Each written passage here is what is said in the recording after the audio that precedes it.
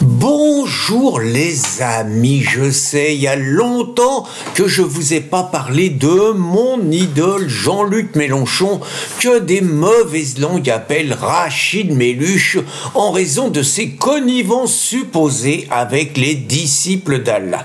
Donc je vous avoue, j'ai été très surpris, moi j'étais convaincu que la semaine dernière, Jean-Luc, il était parti en Nouvelle-Calédonie, ce qu'il appelle lui la Kanaki, parce que la Nouvelle-Calédonie, c'est colonialiste, c'est occidental. La Kanaki, c'est la terre qui appartient à l'occupant historique. Et Jean-Luc, je suis sûr, alors il paraît qu'il n'y avait plus d'avion, tout ça, sinon je suis sûr qu'il aurait été là-bas pour porter la bonne parole à ses copains Kanaks. Il leur aurait dit, virez les étrangers, c'est vous les occupants historiques, le sol il est à vous, la terre elle est à vous.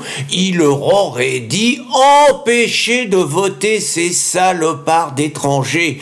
Il leur aurait dit que le droit du sol, ça existait pas. Il leur aurait dit que le seul truc qui comptait, c'était le droit du sang. Et il les aurait appelés à bouter l'ennemi hors de France. Bref, un véritable langage à côté duquel Éric Zemmour est un gentil plaisantin. Mais Jean-Luc, il n'a pas pu aller là-bas, mais il avait prévu son programme. Il était au Sénégal. Et au Sénégal, comme en Amérique du Sud dernièrement, il a été reçu comme s'il était un chef d'État, ce dont il rêve, Jean-Luc. Donc, il a été reçu comme un pacha. Il faut reconnaître que ça se passait super bien. Alors, au Sénégal, Jean-Luc, il a cru comprendre qu'il s'est passé une révolution citoyenne, rien de moins. Alors, en fait, j'ai fait des recherches. Ce que j'ai vu, c'est qu'il y a un coup d'État militaire qui a succédé à un autre coup d'État militaire. Mais j'ai pas vu l'implication du peuple, j'ai pas vu l'implication de la population, mais Jean-Luc, il a un verdict infaillible, il a dit que c'était une révolution citoyenne. Et si Jean-Luc, il l'a dit, il peut pas se tromper. Vous vous rappelez, quand il y a eu les premiers printemps arabes, Jean-Luc, il avait eu un verdict infaillible, alors que des racistes, colonialistes, haineux comme Riposte Laïque, mon pote Hamdan Amar, ils avaient tout de suite dit que les printemps arabes, si ça remettait pas en cause l'islam, c'était du pipeau. Jean-Luc, il avait balayé ça, il avait dit que ça lui donnait raison, que ça donnait tort à tous les racistes, et que les révolutions, les printemps arabes, c'était un mélange de 1789 et de la prise du palais d'hiver de 1917 en URSS. Jean-Luc a un verdict infaillible. On a vu ce qu'il en est advenu par la suite. Donc c'était au Sénégal une révolution citoyenne.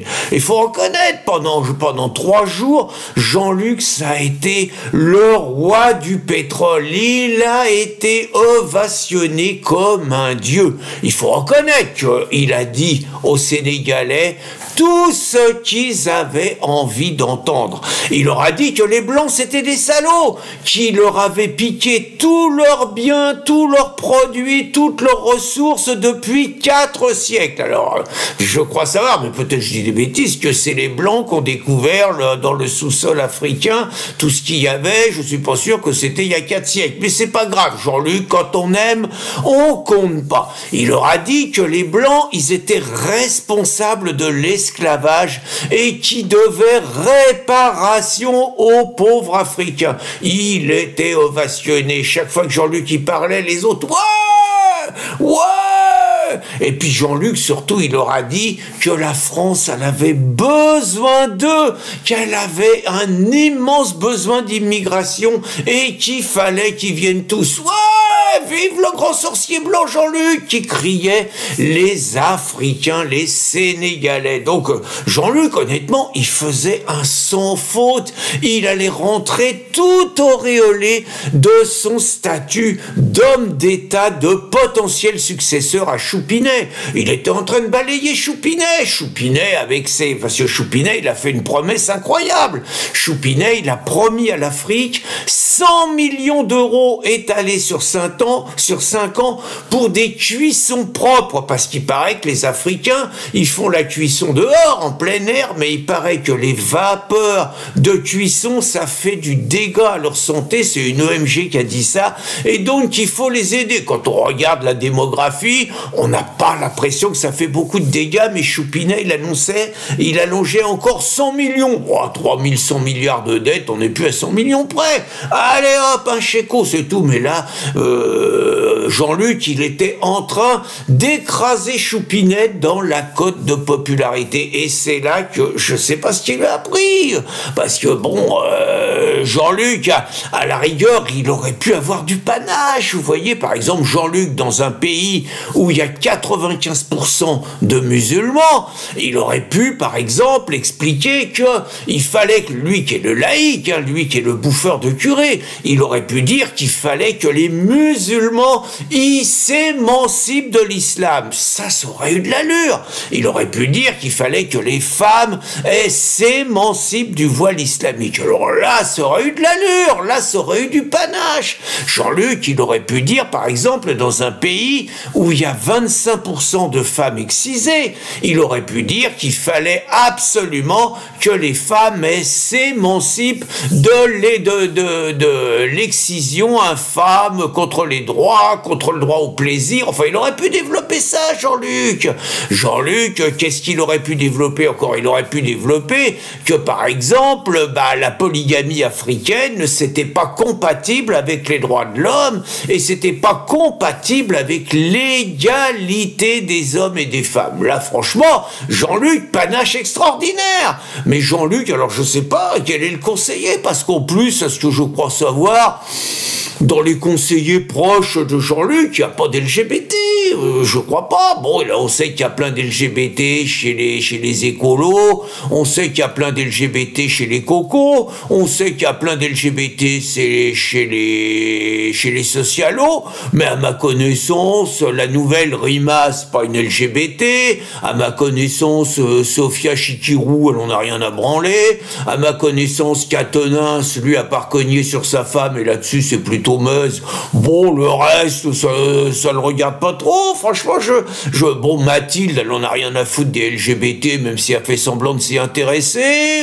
Je sais pas ce qui s'est passé. Toujours est-il que Jean-Luc, alors la connerie du siècle, bon, alors son invité, bon, il marque sa différence. Son invité, il dit que la dégénérescence occidentale, la reconnaissance des minorités sexuelles, le LGBT, enfin, en gros, il parle comme Poutine, quoi. Les LGBT doivent pas faire la loi, et il explique qu'il est contre le mariage homo. Bon, Jean-Luc, je sais bien que c'est le jour de l'homophobie, mais il est invité, il ferme sa gueule. Pas du tout. Jean-Luc, il est monté au créneau, et comme un grand sorcier blanc, il a essayé d'expliquer aux Sénégalais les vertus et les charmes du mariage homo. Une catastrophe.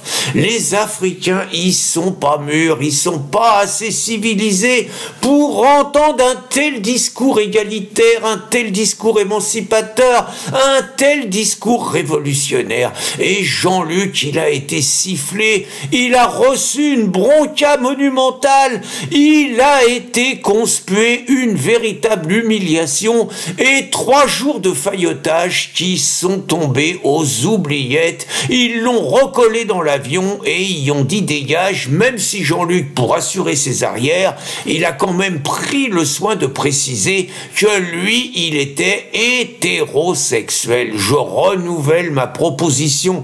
À mon avis, Jean-Luc Mélenchon, et c'est gratos, il faut qu'il me prenne moi comme conseiller politique et qu'il vire tous les branleurs qui lui font faire des conneries énormes. Bonne journée les amis.